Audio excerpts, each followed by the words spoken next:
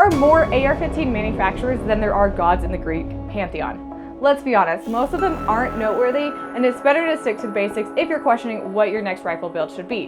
However, there are a few companies still making their AR-15s unique, not just copy-pasting with a new collection of Cerakote colors that all end up being some variant of Sniper Gray. I believe this gun is one of those very few manufacturers actually doing something worth talking about. So let's dive into it. Should've had it down by now. Always fucking around. Ain't got a clue how to claim a virtue. American playboy. Should've hit the brakes. American playboy. You addicted to the chase. American playboy. Take a bite of the fruit. American playboy. Clinging to faded youth now. What you gon' do? What you gon' I don't see it like I used to. Here we have the VKTR VK1. Now before I get into this video, I do want to fully disclose that VKTR did send this gun out to me for us to chat about on the channel and test against other rifles. However, no exchange of money has been made, but I do want to be open about the relationship. Okay, now let's get on with it. Get on with it. Yes, get on with it. The main thing that sets the VKTR apart is its guts. Now this gun uses a unique low-profile piston system.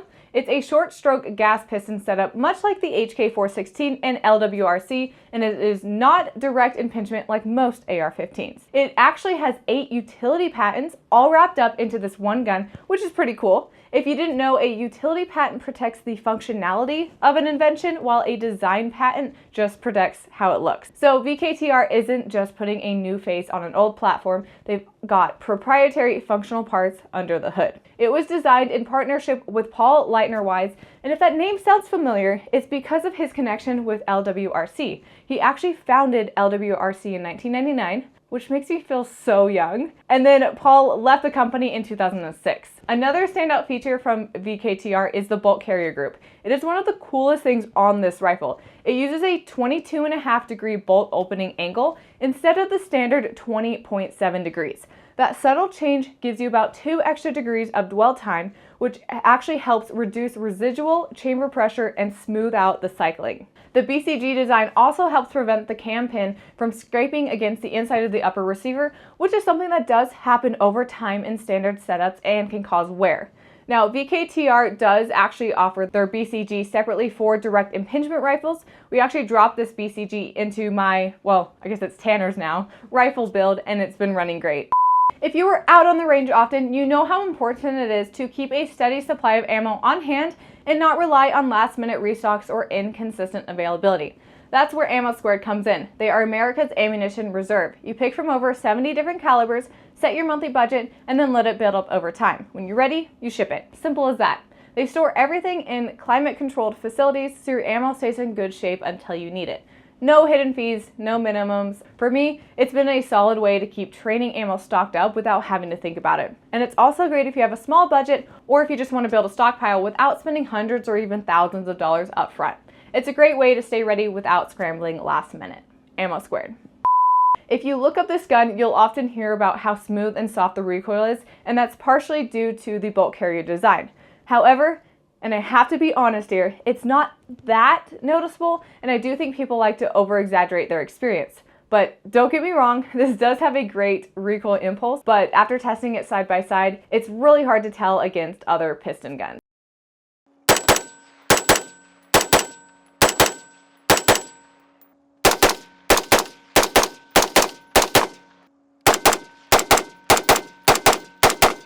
Gosh, it's so minute differences. It's so hard to like say which one's better, which one's worse, because I don't think one's necessarily better or worse than the other. They're just different, and I don't even know which one I prefer at this moment. Let me go to my HK because I gotta shoot this baby. I love her. I'm a little biased because I love her. Oh my gosh. Okay. That freaking best of both worlds. Okay. I'm sorry, you're gonna hate me, Tanner. I gotta shoot these again. I gotta understand the differences. You know what I can't get over? The heavy trigger pull on the PWS. It's clouding my judgment. It's probably the cleanest brake out of them. Yeah? To be honest. Okay, yeah, like But it is heavier than all of them. For sure, for sure. If they had the same, okay, disregard trigger because I feel like that's #1 thing people replace. Like what? Yeah. What do you think? But this, I do feel like this shoots flatter, and that's probably because of the muzzle brake, but... You also got longer barrel, True. like 2 inches, and a longer recoil system. Yeah. So I think there's 2 things working to the advantage of that gun. Well, 3. Your muzzle brake, your barrel length, and your basically your operating system length, your fucking piston length. But I almost feel like the HK was the slowest when it came to recoil. I didn't feel that. I need you to do to me what I did to you. Okay, yeah, let's do it. All right.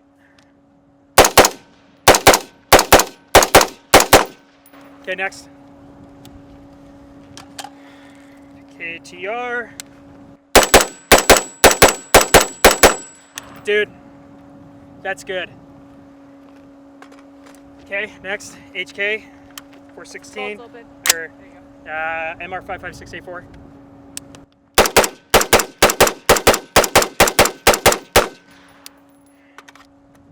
Okay, you're right. Okay, so Whoa, no, stop. Say that again. Stop. Say that Before again. you do that, I'm just let kidding. me tell you why you're right. Okay, why am I right?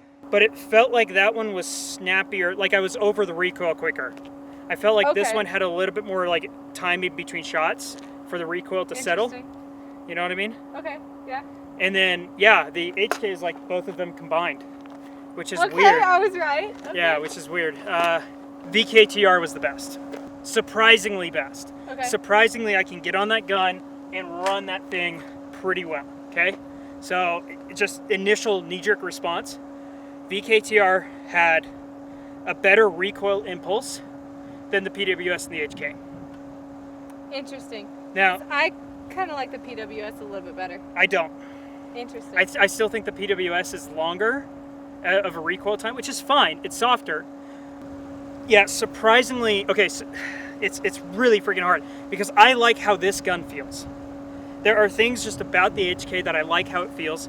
Now, if I have to be honest, this kills me. This kills me to say.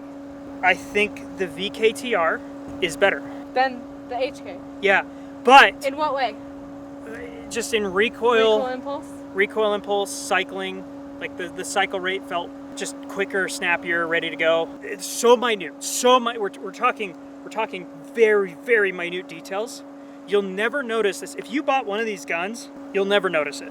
Even if you shot it side by side, if you don't know what you're looking for, like you'll never notice it. Now, having said that, having shot both of these, the HK is better suppressed, in my opinion. I was gonna say maybe this would be better than PWS suppressed. Yeah, having shot these two back to back when we did that roundup, Yeah. I distinctly remember the HK being like just a better suppressed gun because it felt like it didn't change the recoil that much. And when we changed the threw a suppressor on there, I felt like it changed the that gun VKTR? a little bit too much. Yeah. And the PWS, like, I'm just gonna be honest, it's third. It's For you, maybe. okay.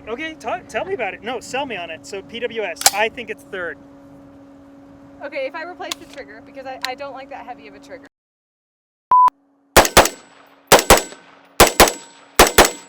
Okay. I see what, I don't know what to do with this mag. I see what you mean with it being fast. Like, oh, did I hit the camera? I'm so sorry. To like get back on target, that recoil is fast. I understand what you mean. Honestly, the VKTR probably felt the most responsive in terms of recoil. I'll be honest, it's hard to say if I like this rifle more than the PWS or the HK because they're also different but also so similar at the same time, but it does stack up very well. I would not make the recoil a differentiating factor, but rest assured I don't think you'd be disappointed.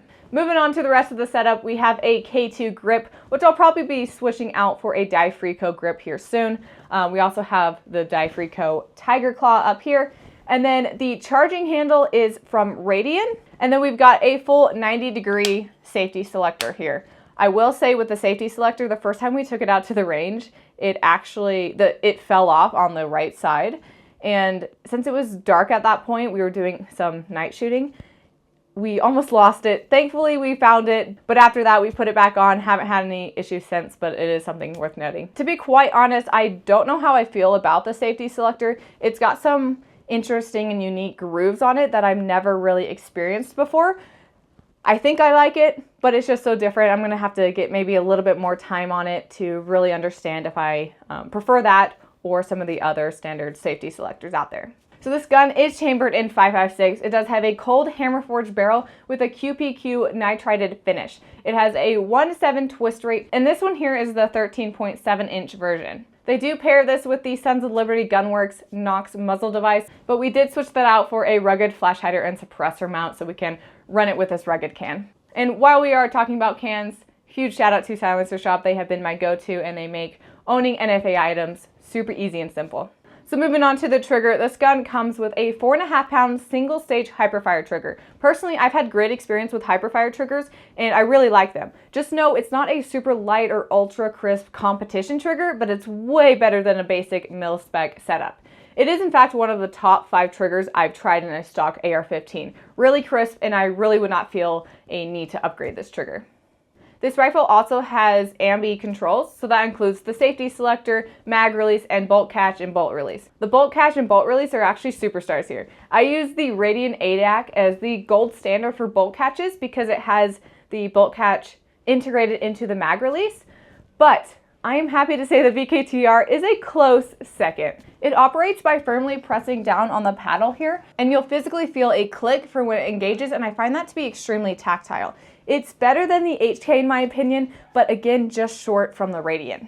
Now, for range impressions, I've shot this rifle quite a bit now, probably 700 rounds through it, and I'm genuinely impressed by how little gas comes back to the face, like virtually none. That's largely thanks to the piston system and the bolt carrier group, like I mentioned earlier. We ran it suppressed and unsuppressed, and it handled both with no issues. There's no adjustable gas block, but it is a self-regulating system, much like the Hainel rifles. So you shouldn't need to mess with anything if you want to run it suppressed or unsuppressed. Alright, with all that being said, let's get into the rating system. If you guys are new to the channel, I rate guns in individual categories, with the lowest number being a 1 and the highest number being a 6 in each category. And then we give a total at the end. This helps you pinpoint weaknesses and strengths in each gun and compare them to other guns I've reviewed on this channel. It also helps me to be critical and give you guys some no BS data to help you figure out what gun is best for your needs. Alright, let's go ahead and get started. For ergonomics, I put it at a 5. Like I mentioned with the bolt catch and bolt release, it's one of my favorites, and I think it really stands out on this build. The safety selector is very tactile. I don't know if it's completely my favorite, but I do like it. So overall, I think it's pretty solid in the ergonomics. For features, I put it at a 4 as well. It does have that short stroke piston system. It is a self-regulating system, so there's nothing you have to worry about as far as adjusting the gas. However, some people do like being able to, I guess, adjust the gas specific to what they are running and to be able to tune it a little bit finer to your specific build and the ammo you're running, the can you're using, all of those specific things. We've got Picatinny reel, we've got M-lock. You can pretty much add whatever accessories you're wanting on here. I also do love that it comes with the hyperfire trigger because, like I mentioned, it is better than a traditional mil-spec trigger and better than some of the other stock triggers that come on some of my other piston guns. And overall, as I've been getting into piston systems a lot more, I'm starting to really like them, especially that there's a lot less gas to the face than direct impingement guns. So just because of it being a piston system, that increases its score here. For quality, I put it at a 5. I didn't see anything that really stuck out to me as far as the quality. Maybe besides the safety selector falling off and the screw probably should have been tightened a little bit more there. But other than that, didn't have any issues. I also tried to research within the community and I didn't notice anybody who had any quality issues there as well. For reliability, I put it at a 5. It chewed through every ammo that we put it through. We put it through 55 grain, 62 grain, 77 grain. We even put some remanufactured ammo through it and 0 malfunctions. Everything ran great and everything held up great so far. Now for accuracy, I put it at a 4.5. Now, I'll be completely honest, we didn't do any crazy accuracy testing with this gun yet. I do plan to take all of my piston guns out and testing them side by side in the same conditions in an indoor range in a very controlled environment and testing them side by side to see how they do. However, looking online to see what other people are getting with this gun, it seems to be a 1.5 MOA gun. So because of that, I put it at a 4.5. But once we take all the piston guns out, we may need to adjust that depending on if it does better or worse. All right, for customization, I put it at a 4. I mean, it's an AR-15. The proprietary parts that this gun does have, it doesn't affect the customization as much as you may think. The one thing I will say is the whole upper receiver is meant to work as one. And so you can't really take apart the upper receiver and mix and match it with other things. However, you can take the full upper receiver and then just put on a different lower receiver if you do prefer something a little bit different. For versatility, I put it at a 5, and I do like how maneuverable this gun feels. I could see it being used for home defense, just a fun range toy, even competitions if I wanted to take it out one day. Now for recoil impulse, I put it at a 4.5. Like I mentioned, when comparing it to the HK MR556A4, even the HK416, the Hano, the PWS, we've tested this against a lot of other piston guns, and the recoil impulse is not, it's on par, but it's not anything extremely different or extremely better in my opinion. Now for looks, because we all know that's the most important category, right? I put this gun at a 4.5. It's an AR-15. There's nothing too crazy about it as far as looks. There's nothing really that stands out to me.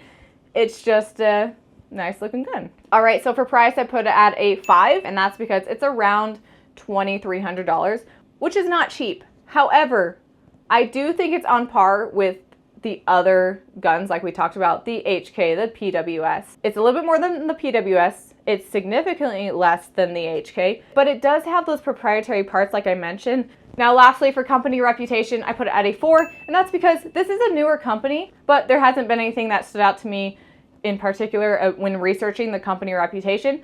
But since it's a newer and smaller company, only time will tell. Thank you so much for watching this video. Make sure you like, comment, subscribe, all the things. If you've shot a VKTR or heard about them, let me know what your thoughts are down in the comments below. And before we go, I do want to quickly shout out our Patreons. Thank you so much for all of your guys' support. My Patreons do get exclusive content. They also get early look at each of these videos that I upload to YouTube. So if you're looking to support the channel, then go consider becoming a Patreon. Well, thanks for watching, and we'll catch you in the next episode. Hey guys, so I recently got censored pretty hardcore, and I wanted to take the opportunity to branch out to more 2A friendly platforms. That's where We The Free came in. You can find all of my episodes and some exclusive episodes from your favorite content creators like PSR, Guns Out, PewView, Joe Farewell, and so many more. So go ahead and use my link in the description down below and enjoy some content without the censorship, plus support your favorite creators like myself, only on We The Free.